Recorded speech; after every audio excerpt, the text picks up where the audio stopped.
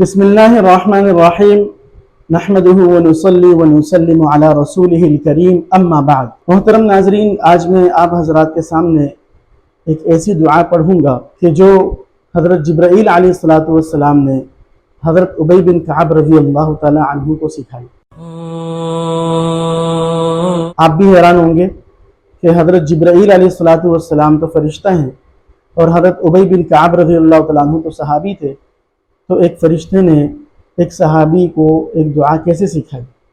تو واقعہ کچھ یوں ہے کہ حضرت انس رضی اللہ تعالیٰ عنہ فرماتے ہیں کہ ایک مرتبہ حضرت ابی بن کعب رضی اللہ تعالیٰ عنہ نے فرمایا کہ آج میں ضرور مسجد میں جا کے نماز پڑھوں گا، یعنی نفل نماز، اور نماز پڑھنے کے بعد میں اللہ کی ایسی تعریف کروں گا کہ جو آج تک کسی نے نہیں کی۔ جب وہ مسجد میں گئے اور انہوں نے نماز پڑھی اور نماز پڑھنے کے بعد وہ دعا کرنے کے لیے بیٹھے تو ان کے پیچھے کسی نے یہ دعا پڑھنا شروع کی زور سے، یعنی تیز آواز میں، بلند آواز میں کوئی یہ دعا پڑھ رہے تھے ان کے پیچھے، جو انہیں دکھائی نہیں دیے لیکن انہوں نے ان کی آواز سنی۔ وہ دعا کیا ہے؟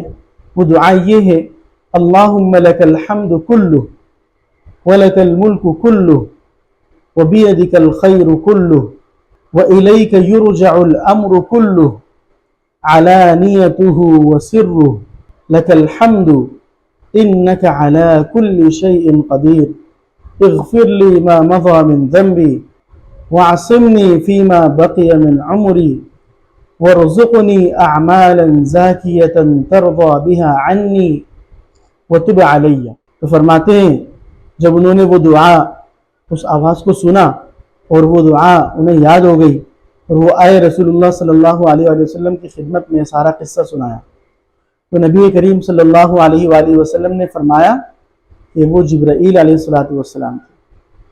یعنی اس سے کیا ثابت ہوتا ہے؟ اس سے یہ ثابت ہوتا ہے کہ جو جذبہ حضرت ابی بن کعب رضی اللہ تعالیٰ عنہ کے دل میں اٹھا تھا کہ وہ اللہ کی ایسی تعریف کرے کہ جو آج تک کسی انسان نے نہ کی ہو، تو اس جذبے کی برکت سے اللہ تبارک و تعالیٰ نے حضرت جبرائیل علیہ السلام کو وہاں بھیج دیا۔ اور وہ چونکہ نفلی نماز پڑھنے گئے تھے تو اس وقت مسجد میں تھا بھی نہیں کوئی اس وقت۔ یہ ذکر نہیں ہے کہ وہ رات کا وقت ہے یا دن کا وقت، لیکن حدیث میں جہاں تک بات آئی ہے میں آپ حضرات کے سامنے وہ مفہوم پیش کر رہا ہوں۔ تو انہوں نے جب نماز پڑھی اور نماز پڑھنے کے بعد جیسے ہی وہ دعا کرنے کے لیے بیٹھ گئے تو اللہ تعالیٰ نے حضرت جبرائیل علیہ السلام کو بھیج دیا اور وہ آئے اور انہوں نے ان کو یہ دعا سکھائی۔ تو اس دعا کی کتنی بڑی اہمیت ہے۔ آج ہمیں دعا یاد کرنا جو ہے ایک مصیبت لگتی ہے، یعنی ہم اکتاتے ہیں یار اتنی لمبی دعا، یار میرا حافظہ بہت کمزور ہے، میں تو نہیں پڑھ سکتا، میں تو نہیں یاد کر سکتا۔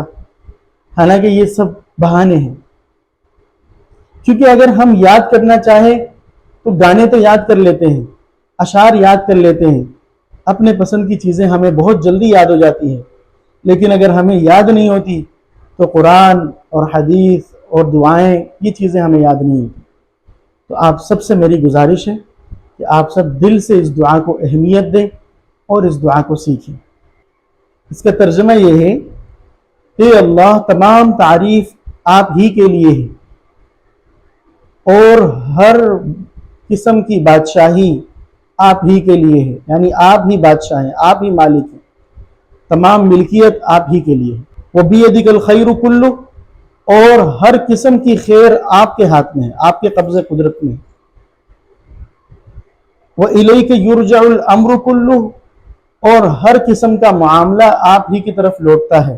عَلَانِيَتُهُ وَسِرُّهُ، چاہے وہ ظاہر ہو یا پوشیدہ ہو، یعنی ظاہری معاملات، پوشیدہ معاملات سب آپ کے علم میں ہیں۔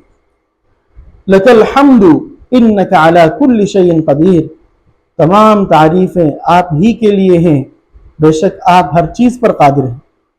اغفر لی ما مضى من ذنبی، میری مغفرت فرما، یعنی جتنے بھی میرے گناہ میری پچھلی زندگی میں مجھ سے ہوئے، جو زندگی میری گزر گئی اب تک، اس میں مجھ سے جو گناہ ہوئے اللہ انہیں معاف فرما۔ وَعَصِمْنِي فِي مَا بَقِيَ مِنْ عُمْرِي، اور یا اللہ جتنی زندگی میری باقی ہے اس میں میری حفاظت فرما، یعنی گناہوں سے، شیطان سے، ہر قسم کے شر سے میری حفاظت فرما۔ وارزقنی اعمالا زاکیۃ ترضی بها عنی، اور اے اللہ مجھے ایسے پاک اعمال کرنے کی توفیق عطا فرما کہ جن کے ذریعے سے آپ مجھ سے راضی ہو جائیں۔ وتب علیہ، اور یا اللہ میری توبہ کو قبول فرما۔ کتنی زبردست اور جامع دعا ہے، یعنی اس میں ہر قسم کی خیر اور ہر قسم کے شر سے پناہ یعنی اس میں جو ہے جمع ہو گئی۔ تو ہمیں چاہیے کہ ہم اس دعا کو یاد کریں اور اپنی زندگی کا وظیفہ بنائیں، اور کوشش کریں کہ روزانہ 5 وقت نماز جب انسان پڑھتا ہے تو ساتھ میں یہ دعا بھی پڑھ لیں، اور اگر 5 وقت نماز کے بعد ہم یعنی 5 دفعہ نہیں پڑھ سکتے تو کم از کم دن میں 1 دفعہ تو پڑھ سکتے ہیں۔